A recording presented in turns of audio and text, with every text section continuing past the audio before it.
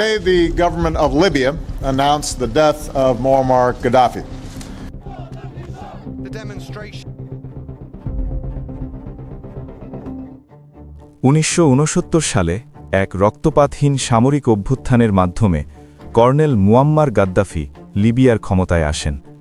এরপর টানা 4 দশকেরও বেশি সময় তিনি দেশটি শাসন করেন।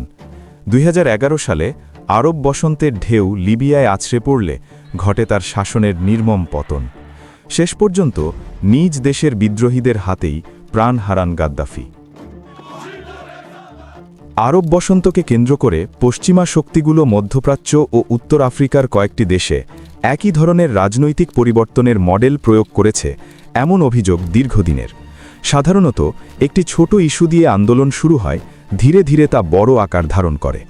সরকার পরিস্থিতি নিয়ন্ত্রণের শক্তি প্রয়োগ করলে হতাহতের সংখ্যা বেড়ে যায়, এতে জনরোষ তীব্র হয় এবং এক পর্যায়ে সরকার পতনের দিকে ধাবিত হয়।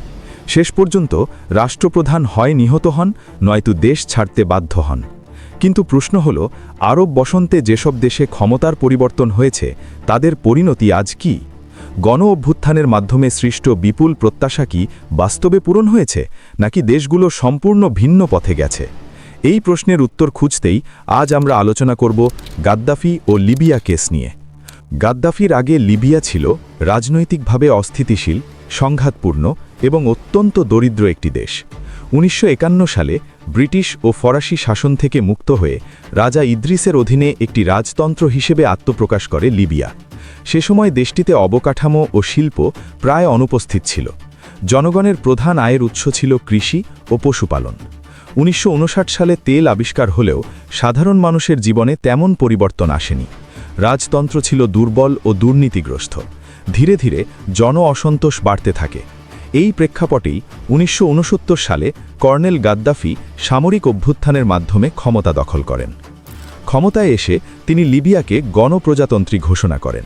তার সবচেয়ে আলোচিত সিদ্ধান্ত ছিল তেল সম্পদের জাতীয়করণ। পশ্চিমা চাপ উপেক্ষা করে তিনি এই সিদ্ধান্ত বাস্তবায়ন করেন। এর ফলে রাষ্ট্রীয় আয় বহুগুণে বৃদ্ধি পায় এবং সেই অর্থ দিয়ে দ্রুত অবকাঠামো উন্নয়ন ও সামাজিক সংস্কার শুরু হয়।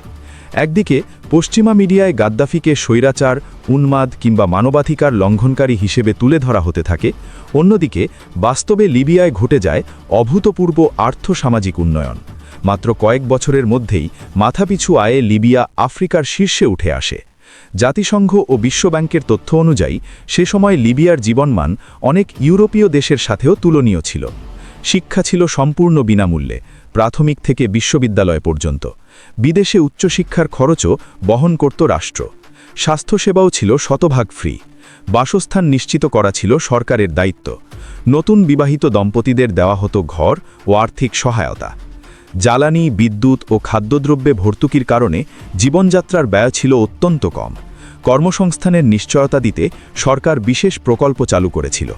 এমনকি মরুভূমিতেও কৃষি বিপ্লব ঘটানো হয় গ্রেট ম্যানমেড রিভার প্রজেক্টের মাধ্যমে। তেলের আয়কে গাদ্দাফি জনগণের সম্পদ হিসেবে ব্যবহার করতেন। একসময় নাগরিকদের মধ্যে সরাসরি তেল আয়ের অংশ বণ্টনের পরিকল্পনাও চলছিল। তবে এখানেই থেমে থাকেননি তিনি। আফ্রিকান ঐক্য, স্বাধীন পররাষ্ট্রনীতি ও পশ্চিমা আধিপত্যের বিকল্প ব্যবস্থা গড়ে তুলতে চেয়েছিলেন।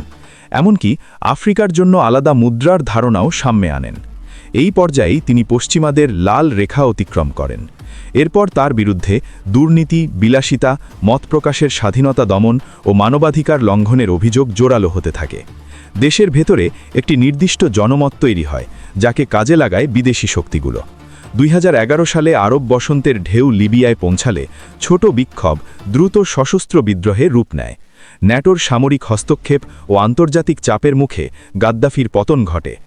20 অক্টোবর সিরতের কাছে বিদ্রোহীদের হাতে আটক হয়ে নির্মমভাবে নিহত হন গাদ্দাফি।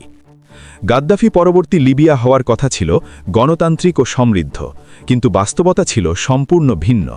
রাষ্ট্রীয় সেবা ব্যবস্থা ভেঙে পড়ে, শিক্ষা, স্বাস্থ্য ও ভর্তুকি ব্যবস্থা কার্যত অকের্য হয়ে যায়।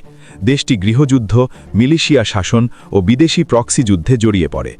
আজ লিবিয়া একটি বিভক্ত রাষ্ট্র। দারিদ্র্য, নিরাপত্তাহীনতা ও মানবিক সংকট নিত্যসঙ্গী। যে স্বাধীনতার স্বপ্ন দেখানো হয়েছিল তা বাস্তবে রূপ নেয় অরাজকতায়। আমরা আশা করি একদিন লিবিয়ার মানুষ এই অন্ধকার অধ্যায় পেরিয়ে স্থিতিশীলতা ও মৌলিক অধিকার ফিরে পাবে। আজ এই পর্যন্তই।